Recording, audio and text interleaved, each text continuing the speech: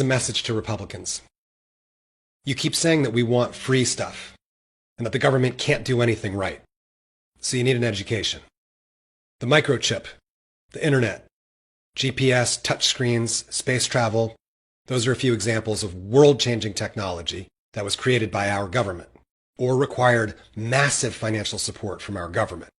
Now, I paid for that with a third of my money in the form of taxes, but I didn't get a return because all our technology was just given away to private industries, and then it was sold back to us so that someone else could profit. Now, that's what free stuff looks like. Am I supposed to pay money to breathe or have access to water or community or civilization, or is that my natural right being born on the planet? Because that's what economic rights mean. They mean I have a right to participate in the economy without having to be born into the Trump family or some other social predator's bloodline. Now I'm going to teach you another word, democracy. Now wannabe mobsters, they love saying the government's bad at everything. When a government's ruled by the people, it's called our voice. So it's not bad, and you're not going to silence our voice. And whether it's the oil industry or the criminal justice system or the International Monetary Fund or Facebook or Congress or the presidency, if any organization becomes oppressive and unaccountable, that's tyranny. And then when we make them accountable, that's democracy. Now, Republican leadership today, they're against democracy, and they're not even trying to hide it. They are only in power because of an undemocratic electoral college that was created by slaveholders. They're only in power right now because we have an undemocratic institution called the Senate that gives a single resident of Wyoming as much voting power as 68 people in California. Because every state gets 2 senators, doesn't matter how many people live in them, and Republicans love that. They love how millions more Americans vote for Democrats but don't get any representation, because they love free stuff, just like the Founding Fathers. Well, guess what? Slavery's over. States are not people. Corporations are not people. Concentrated power and wealth and a master race and master culture, none of that is democracy.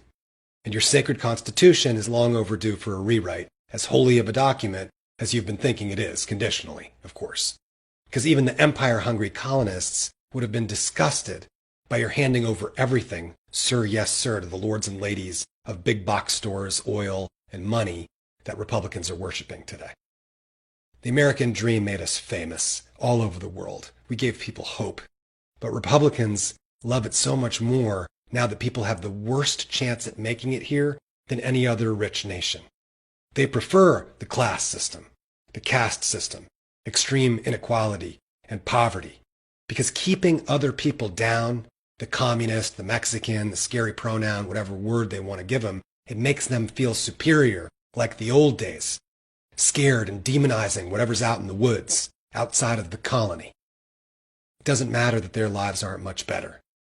They're living through the achievements of their gods, icons of money, power, cruelty, and dripping arrogance.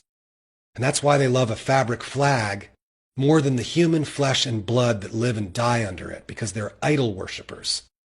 And that is exactly what Jesus and Muhammad and Moses told you not to do.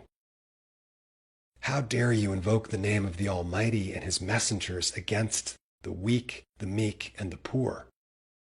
The prophets led movements of the persecuted before they were overtaken by the persecutors, who allied themselves with totalitarians like you're doing now with modern-day Saudi Arabia and Israel under Netanyahu and this radical Christian cult, all for a dirty oil empire that is soaked in the blood of men, women, and children, and all the creatures of the earth. Now, when Republican leaders say they love freedom, they love the freedom of unchecked domination. And their followers, they love the freedom to live out some paranoid revenge fantasy of needing a firearm in case their superiority gets challenged in a Walmart or on some street in Portland. If you're wondering what set me off, I just saw how the right-wing PR machine's uplifting war criminal soldiers that the Navy condemned and their dear leader pardoned. And I guess some people on the right want these savages to campaign with their master as heroes.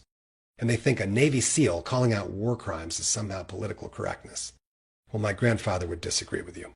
This Republican goon squad worships the government when it gives them illegitimate authority over the people.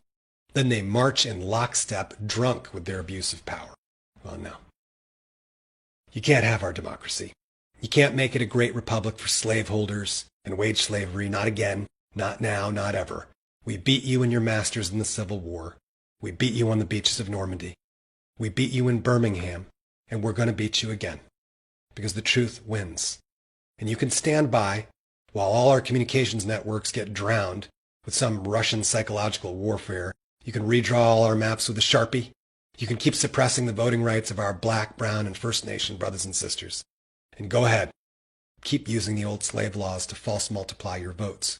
Keep tricking all your scared, angry, ignorant old white people into supplication before your orange golden calf. But we're going to beat you. We're going to replace you. And we're going to change the culture. If not this election, then out in the streets. Because you cannot have this land.